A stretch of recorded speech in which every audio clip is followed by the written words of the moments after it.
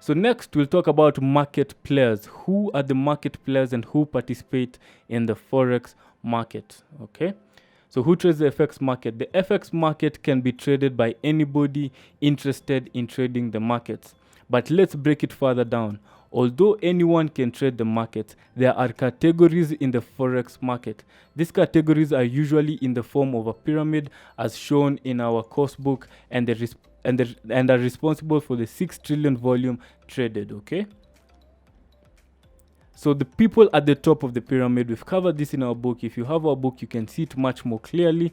These are the prime banks, okay, interbank. These are the prime banks that basically control more than 50% of the market volume that are conducted on a daily basis.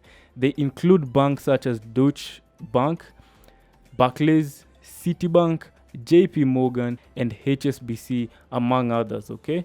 They are the fewest, yet they control the most liquidity in the market. So interbank are the most few at the top of the pyramid, but they control the most money at that level. Commercial banks and large corporations. So these are entities that have large access to liquidity in the Forex, in the market, and control a large portion of foreign exchange market, okay?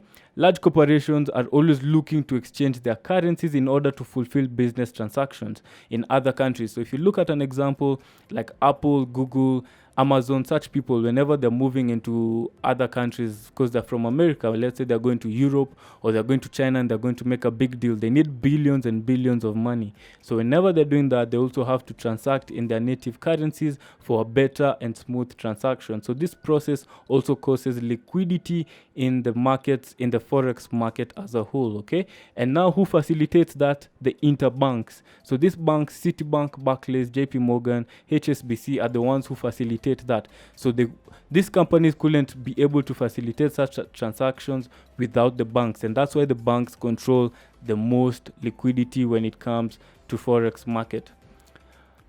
Countries will always be trading with each other. For example, USA will mainly export oil to China, while China will export industrial products to the US. This relationship between countries will mainly affect the value of a currency. Commercial banks are mainly responsible for these transactions between the two countries, okay? So brokerage firms. So below the corporations, we come down to the brokerage firms.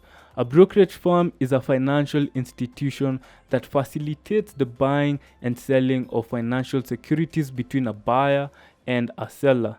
This can also be referred to as middlemen. So brokerage people are basically the middlemen. They bring the buyer and seller together. So we don't have to know one another. You don't need to know who's buying and selling from you. All you need to know is the broker you're using, and they facilitate this.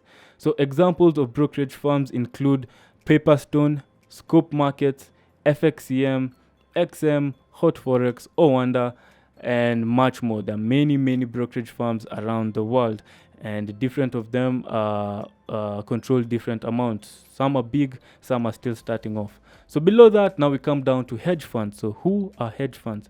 A hedge fund, on the other hand, pools capital from accredited individuals and institutional investors and invest in variety of assets, in this case the foreign exchange market. So hedge funds basically invest in a lot of things. It can be currencies, stock market, bonds, and all that.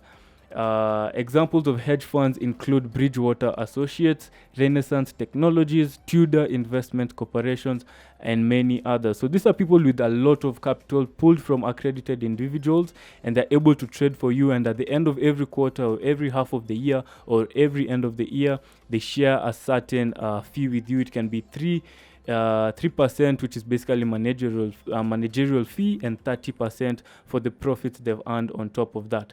So these are hedge funds, and hedge funds need brokers in order to facilitate in the market their transactions, okay? Institutional traders. These are high net worth professional traders who buy and sell securities for accounts they manage on behalf of groups or institutions. These institutions include pension funds, mutual funds, and insurance companies. So institutional traders are people who are trading big time. So they have come out of the normal level, which most of us are, and now they can trade these funds from pension funds and insurance companies. So these are high net worth professional traders. They'll be trading over $50 million, $100 million. They're quite big, and they're also important in the Forex market and the hierarchy of the market. So retail traders, a retail investor is an individual who purchases securities for his or her own personal account rather than for an organization. Such traders include you and I.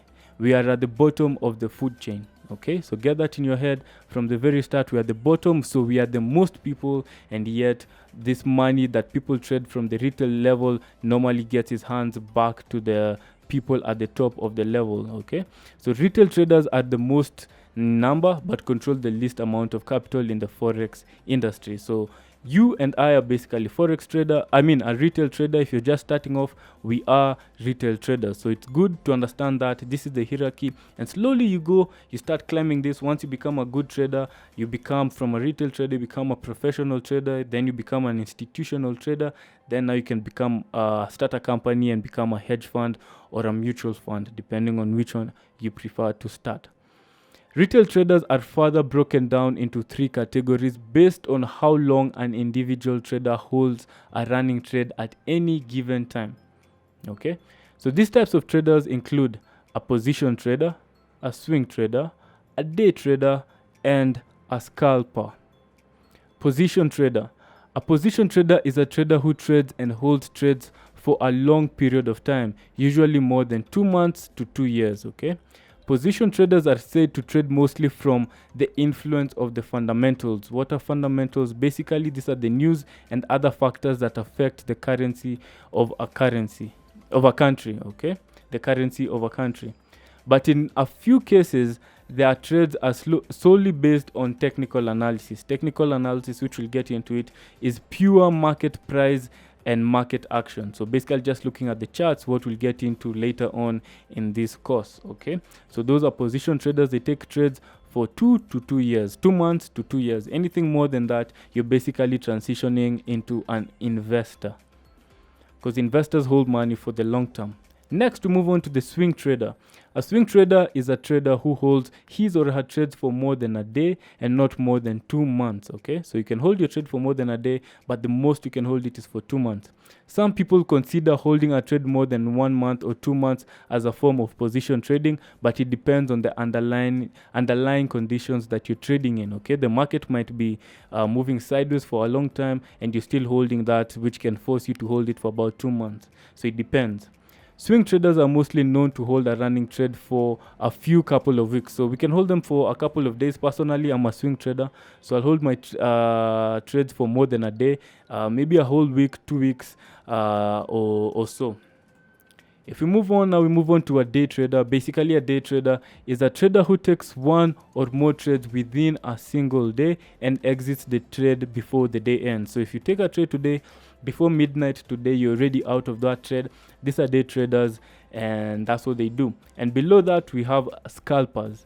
A scalper, on the other hand, is a trader who takes trades and is in and out within minutes or even seconds. So immediately they take a trade right now, in the next 30 or so minutes, they're already out.